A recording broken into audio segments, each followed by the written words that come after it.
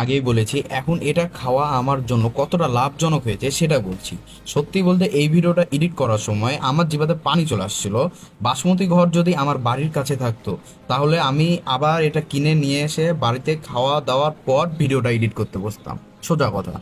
আমি একদম পারফেক্টটা বলবো, চালটা ছিল মশলাযুক্ত আবার ঝরঝরে।